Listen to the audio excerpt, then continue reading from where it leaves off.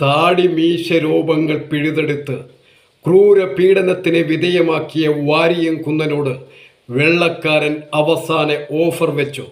നിങ്ങൾ മാപ്പെഴുതി തന്നാൽ, സ്വാതന്ത്ര്യ സമരം അവസാനിപ്പിച്ചാൽ, നിങ്ങൾക്കേറെ പ്രിയപ്പെട്ട മക്കയിൽ തുടർന്നുള്ള കാലം സുഖമായി ജീവിക്കാം.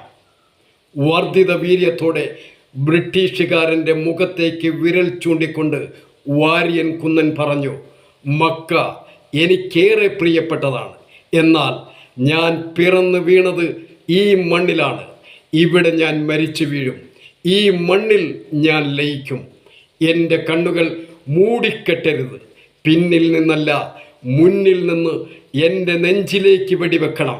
ഇരു കൈകളും മേൽപോട്ടുയർത്തി സൃഷ്ടാവിൻ്റെ മുമ്പിൽ അവസാന സുജൂദം ചെയ്ത് രക്തസാക്ഷിത്വം വരിച്ച ധീരദേശാഭിമാനി വാരിയം കുന്നൻ കുഞ്ഞഹമ്മദ് ആജി. ചരിത്രം മായ്ക്കാൻ കഴിയില്ല. കുഞ്ഞഹമ്മദ് ആജിയുടെ പിൻഗാമികൾ ഇവിടെ ജീവിച്ചിരിക്കും കാലം വരെ.